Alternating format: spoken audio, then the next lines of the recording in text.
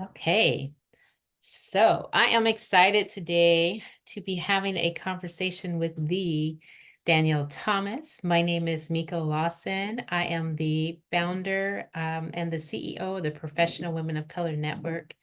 And one of the fun parts, and all of it is fun, but one of the ones that I find most delightful is the actual conversations I get to have with women and women of color in particular about their work, what they do, why they do it, and what they're focused on.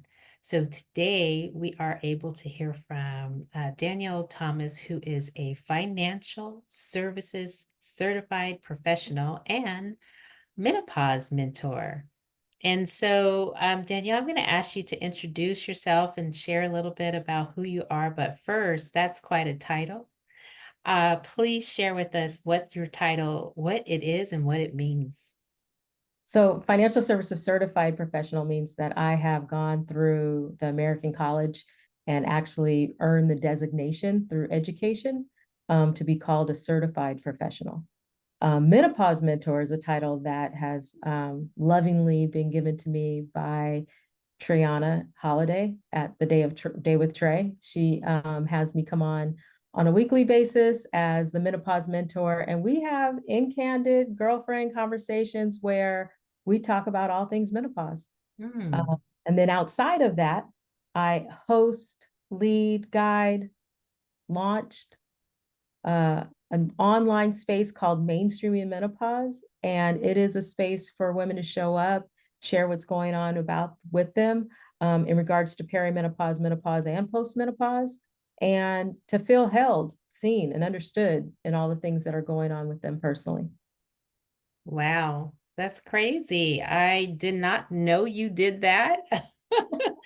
And it's an important space, and it's a conversation that needs to be more mainstream. I think obviously it's something that women deal with, but growing up, I'm trying to think in my mind, did I hear these conversations? Like, what were the discussions? And by the time I finally did hear a conversation, it was really interesting between my mother and my aunt. It was very eye-opening, very, very eye-opening. So I hope to tap into a few of your sessions and begin following you so I can be part of the conversation because I love that you're bringing it to the forefront so we can really just kind of get into it. Thank you. So I'm very intrigued by the tie-in between menopause and your financial services. And so let's just kind of get into it. I'll ask a few questions, and if you think of anything that maybe I should be asking, let me know. But let's just first talk about lifestyle and our physical health as we get older. So as we find ourselves maybe entering into that space of perimenopause, find ourselves moving into that four-time decade of our 40s. What are some of the things that you give out as your top advice for women who are looking to enhance their physical health? They may need to make some lifestyle changes. What are some of those key lifestyle changes that you are recommending? One thing I recommend is get that sleep. That's 7 to 9 hours is significant, and us being able to really function throughout our day at a high level. And we're all trying to function throughout our day at a high level, right? And as we age, we tend to sleep less. For perimenopause and menopause, with night sweats and between night sweats and getting up to pee, I don't know who has time to sleep. You know what I'm saying? Like, I don't, but making sure that at night that I turn off electronics, right? That I settle down, that I have a routine that I go through so that I can rest and actually ease into sleep, right? Even though I know I'm going to be up throughout the night, trying to give myself the longest amount of time possible to be in the bed. Mm. Um, Next is regular exercise. So for me personally, what I find is to have a routine. And I don't know, there's a book that someone shared with me. Anyway, it's SAVERS. And so SAVERS is the acronym. And so S stands for silence, A stands for affirmation, V stands for visualization, E stands for exercise, R is for reading, and S is for scribe, right? And Mhm. so getting up in the morning, I'm making sure to exercise. I actually have my meditation time, right? Um, I work with a woman who sends out daily affirmations. So they come to my phone every morning. And so what it does is it's a centering and a focusing. So sleep and then really managing how you wake up in the morning can be a game changer on how you're able to manage your physical well-being as well as your mental well-being. Healthy eating habits, they're so important. We hear about them all throughout our lifetime. I feel like as we age, it becomes even more significant for us to be very conscious about what we're putting into our bodies. The gut health has so much to do with a woman, how she processes through menopause. So I say those are my top three. Yeah, that's powerful. And I imagine that when we improve our sleep or improve our routines, which is for our physical well-being, it also taps into both mental and emotional well-being. I don't know Yeah, if you can hear my dog barking. Someone's at the door, but if you can, please excuse him. it's okay. He's not that Uh, loud. and so, obviously, as we're getting older, that well-being is crucial. I know for myself, as I entered kind of into, oh, what is this? This is something different. There's a change going on within me and with my body. All of a sudden, I experienced something I'd never experienced before, which was anxiety. Hmm. And so understanding what are some of the tools, what are some of the things that I can do to maintain my mental well-being, my emotional well-being, my balance as I'm entering into this space, because it's kind of thrust upon you in the sense that, well, I didn't ask for this. Like this just showed up and all of a sudden it's happening. But what are some of the strategies you're finding are most effective for us being able to maintain our mental and emotional well-being and balance? Yeah, good question. The meditation part is significant. Uh, just having a time where you center yourself and actually calm your system down, because anxiety is one of the symptoms, known symptoms of menopause. So as we age, with the decline of estrogen, right, we're unable to regulate our moods the way that we used to. And anxiety is one of those things, depression is one of those things. Like we've become very spectrumed as we age as women. Um, Specifically due to the decline of estrogen in our bodies. Um, so breathing techniques, even if you're not the type to sit down and like go into a full meditation, just my acupuncturist taught me this great exercise for just counting my breaths and doing it with my fingers at the same time. And it gives me a focus, so it calms me down. Um, Therapy. Therapy does wonders. Find Mm. somebody you can talk to. You know, either it's a girlfriend, and I check in with my girlfriends on a regular basis. I have one who I met not too long ago, and we do a video check-in every weekend, right? And we have such great, rich conversations, but having spaces where you feel fully seen, heard, and accepted, right? Where you don't have to feel like you have to hide or hold back, does wonders for your mental space, especially as we're moving through the aging process.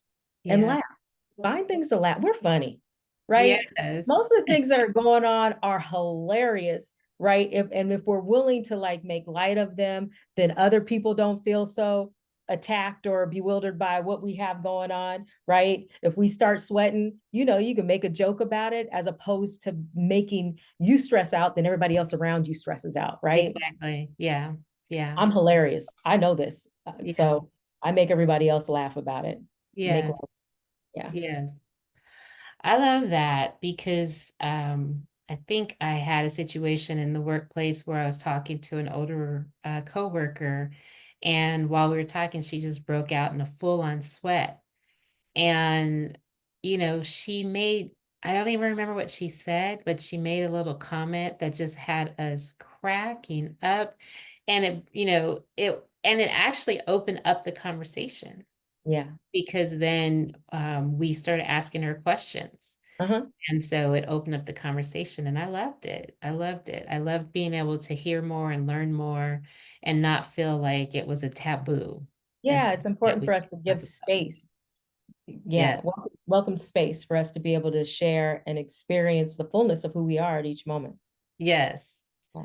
So, okay. So now we've talked about the physical, the mental, the emotional. Now I got to know how this ties in with the financial, Right? because that's your specific focus. So we know menopause is a huge phase in our lives, a huge season.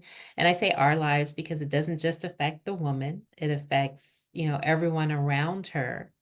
And so I'm assuming it somehow may affect some of our financial decisions. Oh, yeah. So, how are you seeing that as a financial services professional, certified professional? How are you seeing that?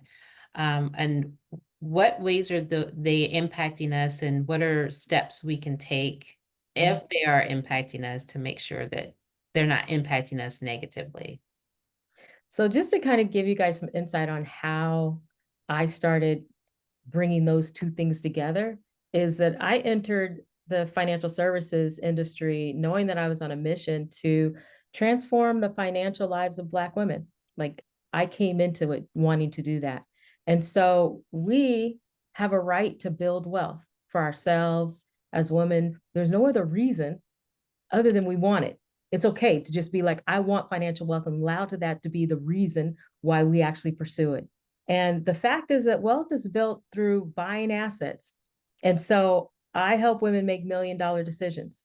And those decisions create time, that give them energy. It frees up mental space. It creates space for the stuff that really matters to us, right? When we make these types of decisions, it allows us to feel strong and secure. It creates options as opposed to eliminating options.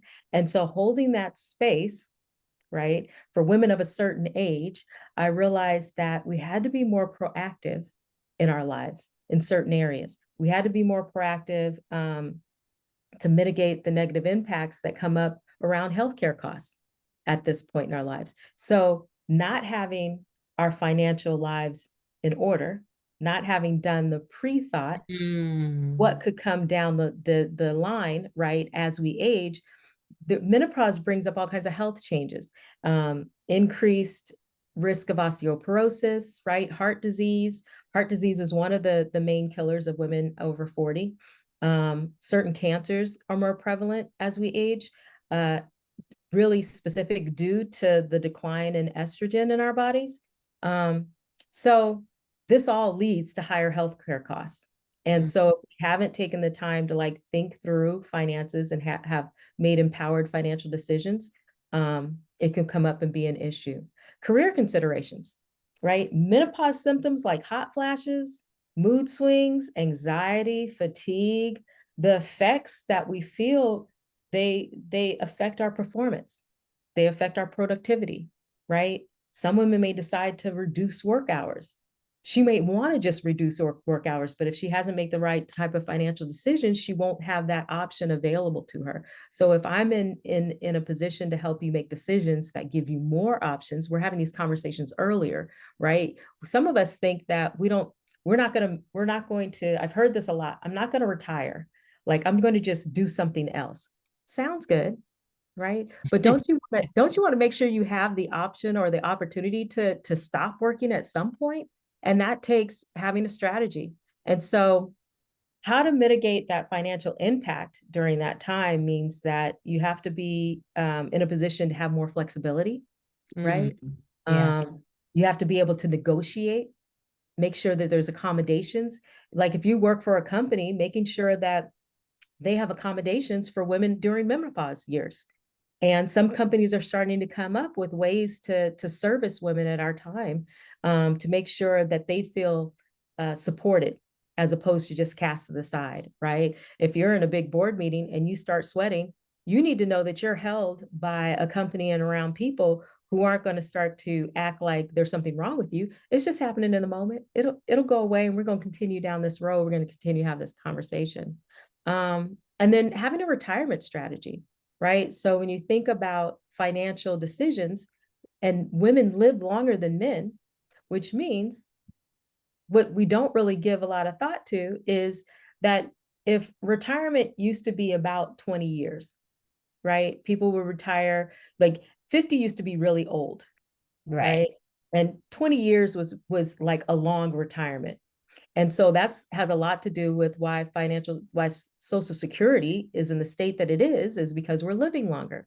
Right. Women who tend to live longer than men, that means we need to have more money in retirement than they do. And in a lot of ways, we don't.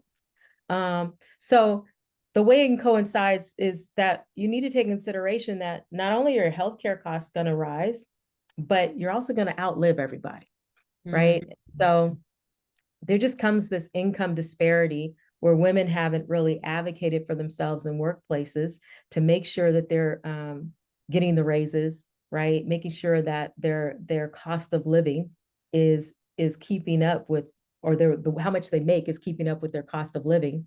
Negotiating good salaries, increases, as well as paying attention to the retirement plan that we have through our jobs. A lot of times I'll talk to women and they'll be like, I don't know. It comes out of my check, right? And I'm like, sis, well, let's look at it. Let's pull it. Let's pull up the statement and actually look at what you've accumulated and how is it growing over time? Is it coming? Is it increasing at a percentage rate that really makes sense based on how much you're putting into the account, right? And so I'm always showing up challenging with questions that haven't been asked and giving you access to ways to access the answers that you need to have at this point in your life. yeah. Yeah. And I think I really want to highlight something. So you are a menopause mentor. You're talking about how um, menopause and as we're getting older, these impacts to our financial status or our financial state. Very, Mm-hmm. very important. Mm-hmm. But it dawns on me, young women who have not entered menopause or perimenopause, you would be so much further ahead of the game if you pick up these nuggets now. Don't think Good. that this message is not for me because I'm not in menopause.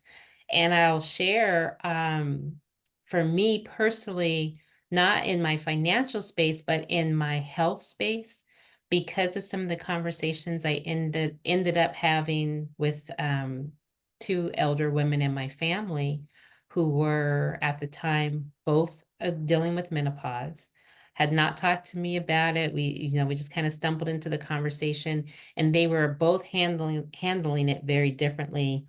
One was taking the hormone HRT, Mm-hmm. hormone replacement, Right. and the other one was not taking anything. They both were literally, like I said, literally sweating it out, right? And I was in my 20s, and in that moment, and because of the conversation with them, I made the decision that I wanted to enter whenever I was going to get to perimenopause or menopause, I wanted to enter that state as naturally as possible. And I began my naturopathic journey in my 20s because I was thinking forward to menopause. Nowhere near it at the time. It felt and seemed so far away. But that was what started me on my journey towards a naturopathic lifestyle. And so, had I also in my 20s had the opportunity to hear the conversation that you're speaking of around financial choices and decisions, I'd be that much further ahead as well. So I'm hopeful that anyone who may not necessarily be in that space yet is listening for the nuggets of how can I be ahead before I Yeah. even get there. So I Yeah. appreciate you sharing that. Um, and so, speaking of kind of those hormonal changes, you may have already spoken on it. So, if you did, but have you observed anything or have any experiences where you've seen that in action, where without a doubt that directly impacted someone's financial well being or their state? Yeah, it has impacted in the sense of not being prepared for what shows up. Um, I think menopause, the onset, then that's the first time a woman starts to think of, oh, I'm actually aging, that I need to start to take care of some of these things. Mm, So, do I have a will? Have I done an estate plan? mm, Right? Trust, right? So, along with, am I going to be prepared for retirement? Right? But then they start to look at all the other things that have maybe they've put off, right? There's a lot of excuses that can be made. So, the impact on their financial well-being can be addressed. I feel like it can be addressed with knowing that confidence is gained with the more knowledge that you have. And so at every age, I tell women education is so important, because that is going to make you feel more stronger and more informed to be able to make some of the choices and decisions, to have the strategies that move you beyond the fear state. There's so many women have fear around money. And, that's one of the things that we talk about, that um, we know that menopause is going to happen, right? We know it's coming, but Yes. for some reason, we sit around and be like surprised when it shows up, right?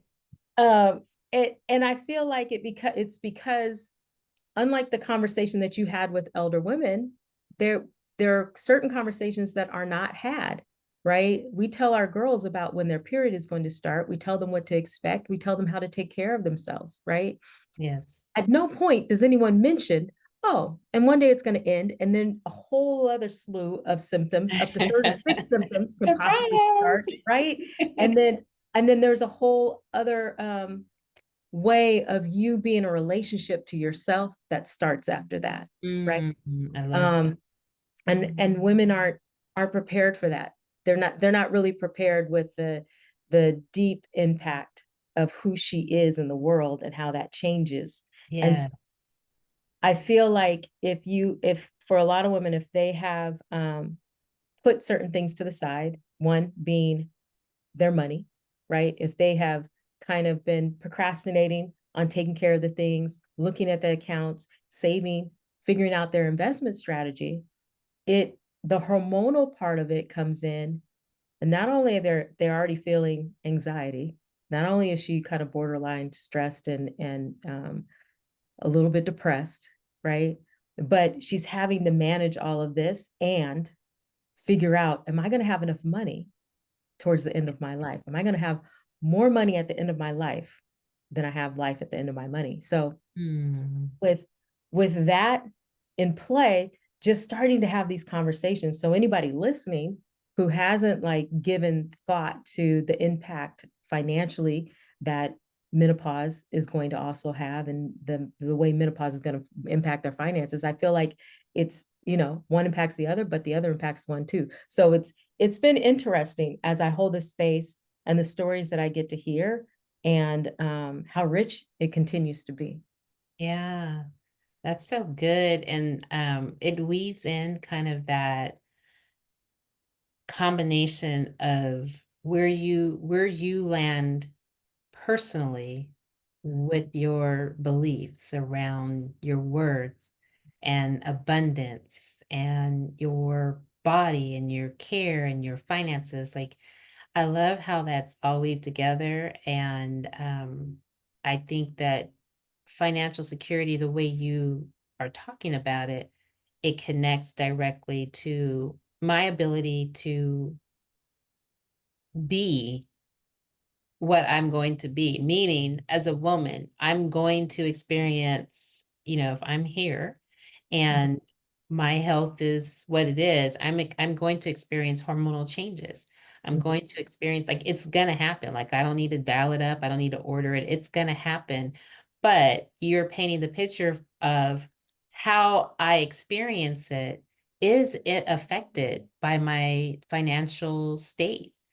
And I think sometimes we separate things where we don't put the two pieces together and realize, if I am able to be in a space of abundance and be comfortable with my finances, I can put more focus, maybe because I'm operating from a space of thriving, not striving, right? Mhm. Mhm. So I appreciate that. Let's see. I'm going to ask you just a couple more questions, and then I know that you're going to share an exciting activity or event that's coming Yeah. up. But I want to ask you, so in your journey, the work that you're doing, have there been any surprises or challenging aspects that you have come across while you're advocating for women over 40, like for their health, their wealth, and their worthiness? Are there any things that have kind of surprised or challenged you? Yeah. Um, I think misinformation surprises me. There is a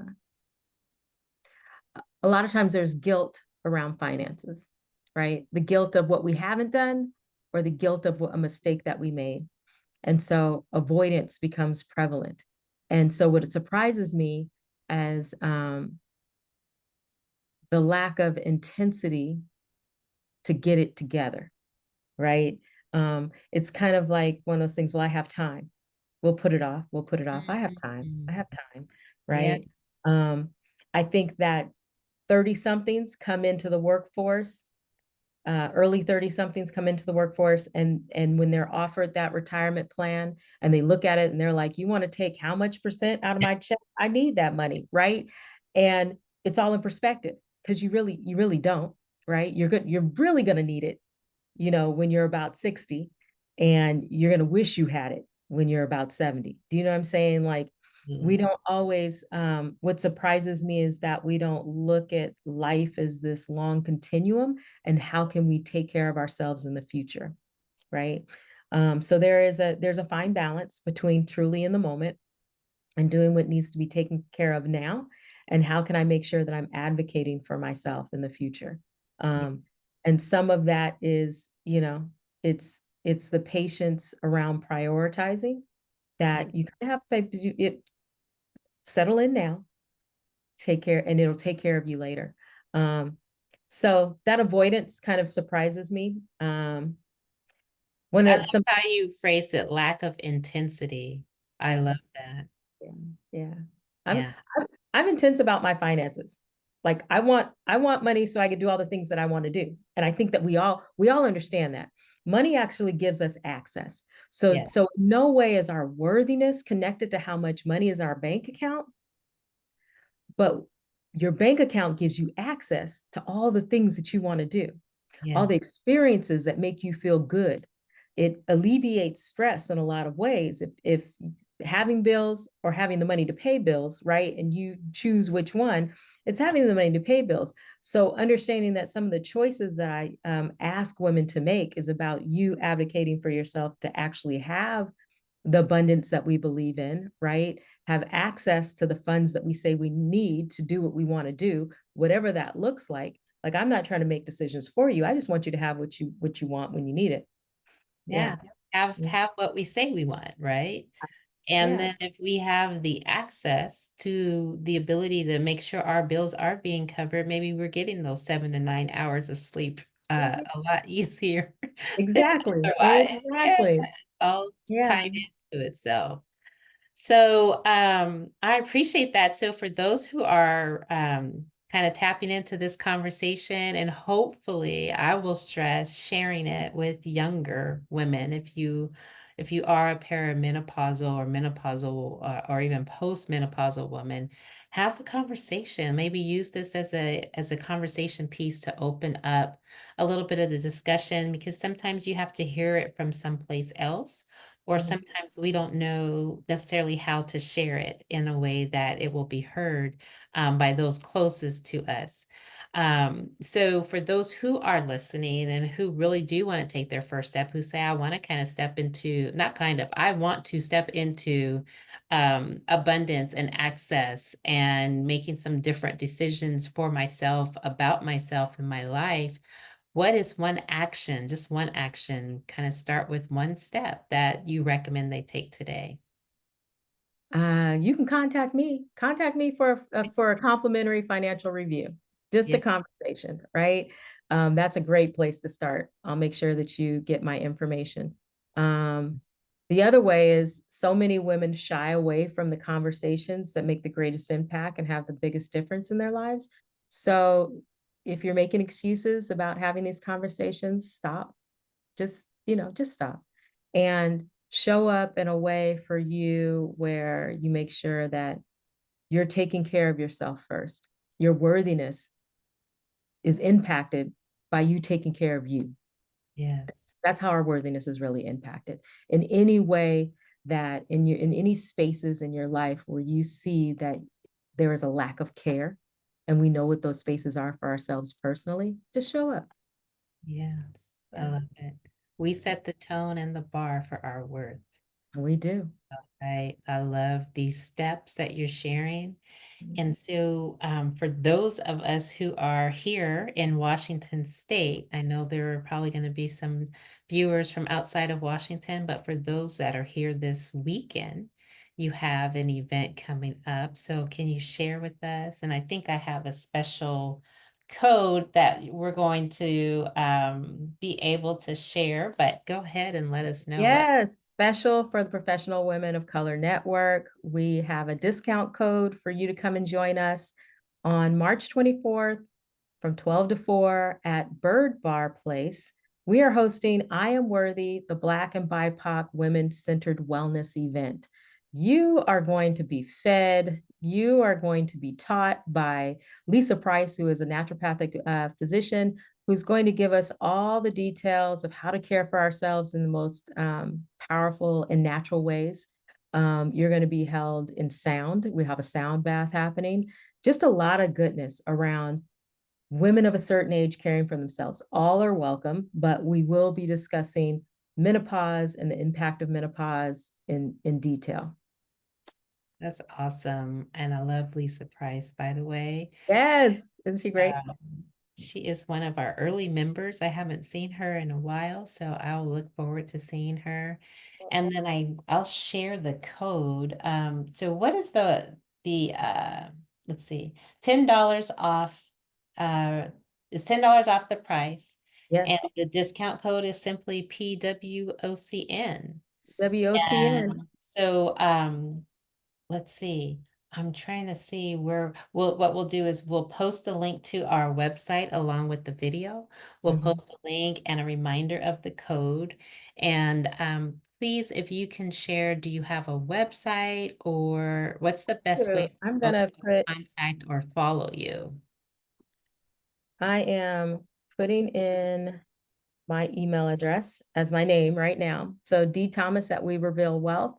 You can also join me at Mainstreaming Menopause on Facebook. It is a Facebook group, easy to find. You type in Mainstreaming Menopause in any of the group section and it'll lead you right to us. Um, and those are probably the two best ways to connect, as Okay. well as come meet me in person at I Am Worthy. Yes. So you are presenting, is that correct? I will be on site. I'm leading the womb meditation as a Okay. lead into the sound healing. Awesome. Well, I want to thank you so much. I want to encourage folks who are the women who are listening to this, that if any men, encourage the women in your life to reach out to Danyale to join us this weekend and to really start taking charge of our mindset around menopause, abundance, and worthiness. I really appreciate this conversation and thank you so very much. Thank you, Meko. Thanks for having me. This was great. Thank you.